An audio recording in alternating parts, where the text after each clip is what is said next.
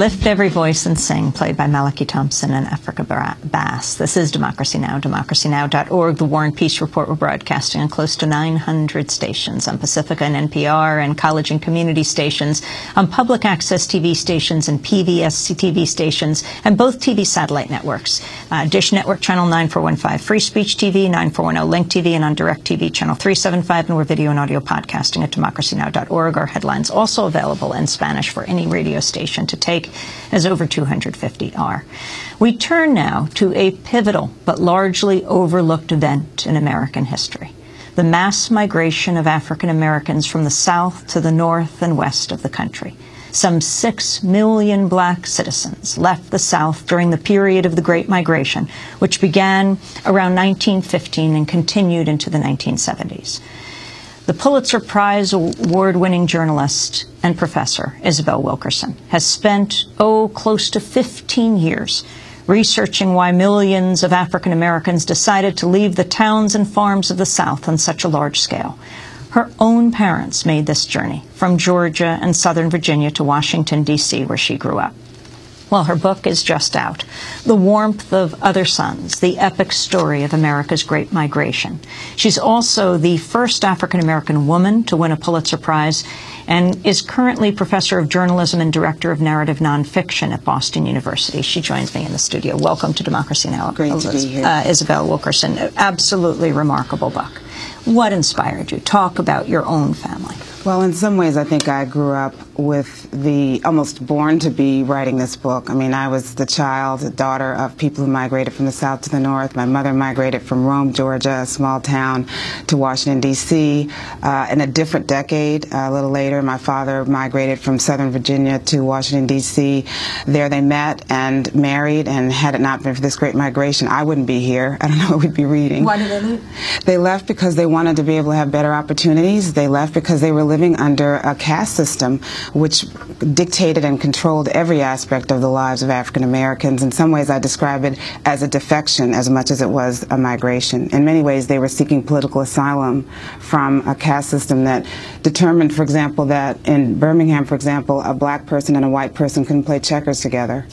Someone actually sat down and wrote that out as a law. There were places, there were courtrooms in the South where there was actually a black Bible and a white Bible to swear to tell the truth on. You begin your book with the words of Richard Wright. Can you read them? Yes, and I preface it by saying that in some ways it speaks to anyone who's ever left one place that a place that they've known all their lives for a place they've never seen. It speaks to the immigrant heart, and it reads, "I was leaving the South to fling myself into the unknown. I was taking a part of the South to transplant an alien soil, to see if it could grow differently, if it could drink of new and cool rains, bend in strange winds, respond to the warmth of other suns, and perhaps to bloom." And that's where you got your title. That's The Warmth of Other Suns. So in your book, you interviewed, what, 1,200 people? I stopped counting after 1,200. It's such a remarkable work and so beautifully drawn. The 3 different families that you follow illustrate the different migrations. Explain. What the goal was to capture the breadth and the scope of this migration, which was a national migration from all parts of the South to all parts of the North, Midwest, and West. In order to do that, I needed 3 people who would illustrate the 3 major streams of this migration. So the first one was from up the East Coast, from Georgia, the Carolinas, Virginia, up to Washington, D.C., Philadelphia, New York, Boston. That was a stream that my own family was a participant in. And the beautiful part about this whole migration is that it was very orderly. It was not just a haphazard unfurling of people. So the person who represents that migration is a man who had named George Starling, who'd been he'd worked in the citrus industry. He'd been a fruit picker. He'd also gone to college, had some college experience. And when he got out into the groves, he found that they were being mistreated horribly. It was dangerous work. They were being woefully underpaid. There was obviously no unionizing at that time. And he tried to organize the pickers to get a nickel more a box. And for doing that, his life was threatened, and he had to flee for his life. He left Florida for New York, for Harlem, in 1945. The second stream was the stream from Mississippi and Arkansas to Chicago, and that was illustrated by Ida Mae Gladney, who was a sharecropper's wife, who was very good in plowing and killing snakes, but she was really bad at picking cotton. She was really bad at picking cotton, and so she was not much help in the field. Her husband and she and their 2 children left Mississippi for the North after a cousin had been wrongfully accused of a theft that he had not committed. The thing that they had accused him of stealing turned up the next day, but he'd been beaten to within an inch of his life, and when her husband discovered the state that his cousin was in, he went home to his wife and he said, "This is the last crop we're making," and they headed north to Milwaukee and then ultimately Chicago.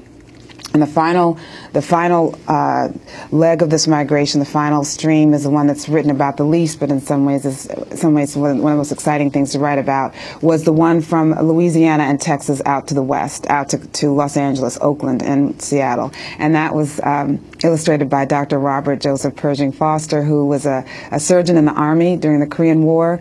When he got out of the Army, it turned out he could not perform surgery or work as a doctor in his own hometown of Monroe, Louisiana. And so he set out for a unexpectedly treacherous journey across the desert at night, alone, unable to stop. And that was a journey that I attempted to recreate myself. And you did it with your parents? I did it with my parents. I rented a Buick as he had driven. He drove a Buick Roadmaster, and he would often say that if you had seen it, you would want it too. He was a character in many ways. And we set out on this journey, and I told my parents the rule was that only I could drive, because that's what Dr. Foster had been forced to do. We got to the really treacherous part of the journey where we're going. It was nighttime. We couldn't stop because he had not been permitted to stop. No one would take him in. He couldn't find a room to stay. Because he was black? Because he was black, and he had not anticipated that. He thought once he got past a certain point, he'd be able to stop, but he found that not to be the case. And so I tried to recreate that, and I wanted to experience what was it like to have your fingers get swollen from gripping the wheel for so long, for so many hours. Your eyes grow heavy, so heavy that they begin to ache, and yet there's still more road, and there were hairpin turns, and it was dark, and you're going miles upon miles upon miles, no settlements at all, even to this day. You're driving around the mountains there, 2-lane roads, and at a certain point my parents said, "Let's stop the car now. We must stop, and if you won't stop, let us out." Because it was really, I mean, you know, you're going over the lines, and clearly I was weary and tired. We had no trouble finding a place because it was no longer 1953, which is an indication of how far the country has come since that time. We still have a ways to go, though. Isabel Wilkerson, talk about the Clarks and what happened to them.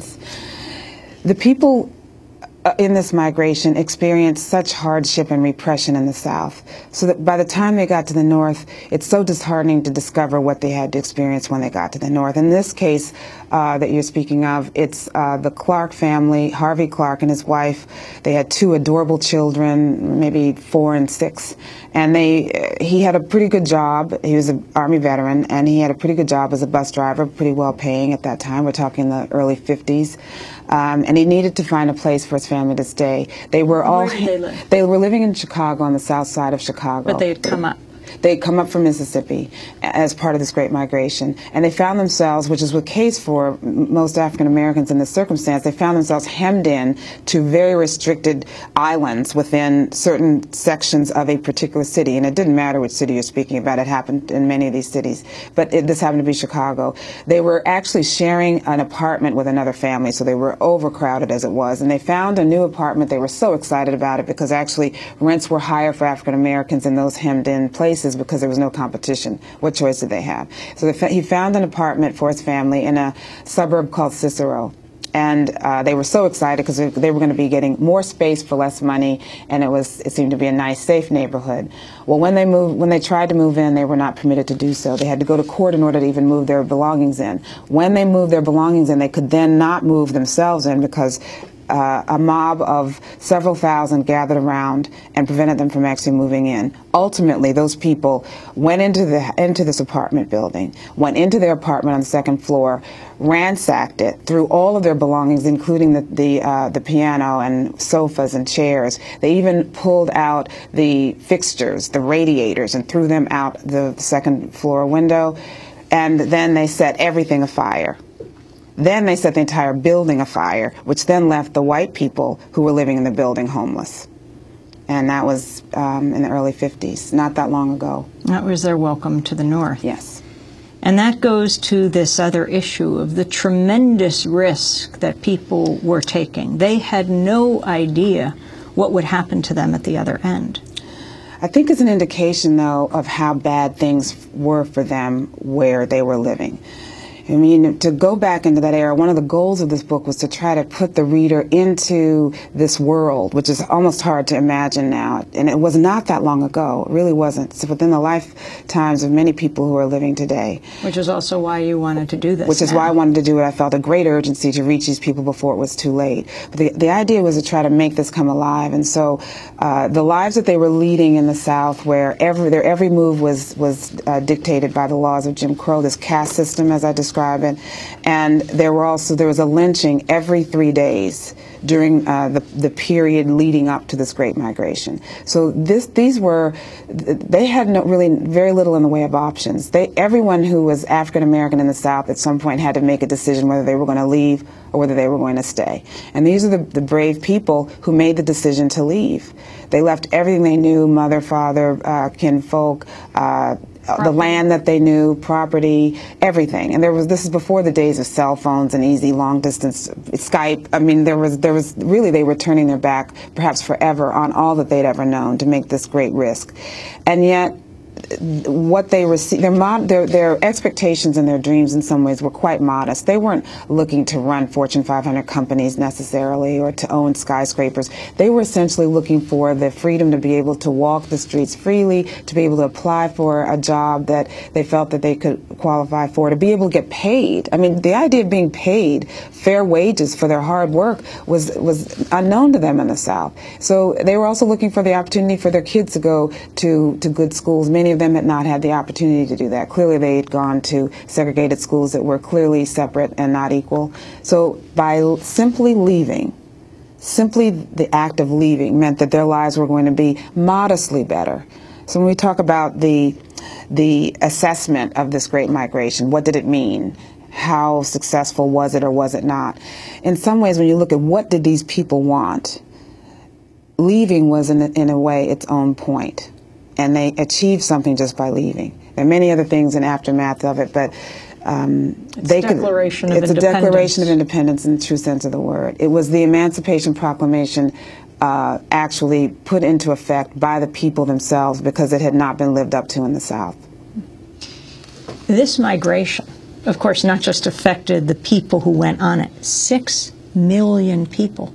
It restructured America. It restructured America, restructured the North and the South. The majority of African Americans that you meet in the North, the Midwest, and West are products of this Great Migration. There are so many aspects of life and culture, American culture, that we take for granted. I mean, literature, for example, Toni Morrison, August Wilson, the playwright, Lorraine Hansberry, the playwright, Richard Wright himself, the great novelist. All of these people were products or part of the Great Migration, so that's literature. When you talk about music, it's hard to imagine music without this Great Migration. These people brought with them the music and the folklore and the sounds and the language and the food of their home country, you might say, their homeland, and transformed American culture as we know it. Motown simply would not have existed had there been no Great Migration. It wouldn't have existed because Berry Gordy, the founder of Motown, his parents migrated from Georgia to Detroit. And there, once he grew up, he began to look around. He decided he wanted to go into music. He didn't have the money to go scouting all over the country. So what did he do? He actually drew from the people, the children around him, the young people around him, the Diana Ross and Smokey Robinson. All of these people were children of the Great Migration. They might not even have existed without this migration. B.B. King, Ralph Ellison. When it comes to jazz might not even be what it is today at all. Miles Davis, his parents migrated from Arkansas to Illinois, where he had the luxury, truly the luxury compared to what he would have had he been growing up in the cotton country of Arkansas, where they worked from sunup to sundown. He wouldn't have had the luxury of being able to practice for hours upon hours, his music. That would have been a self-indulgent luxury.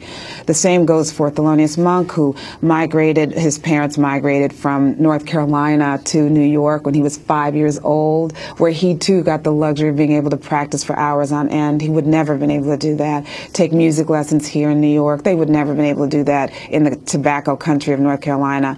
And John Coltrane actually migrated from North Carolina to Philadelphia when he was 17, and it was there in Philadelphia that he got his first alto sax. Where would we be had he not gotten an alto sax? Of course, now Coltrane takes me to trains. You described driving, as some people did. Other people took trains.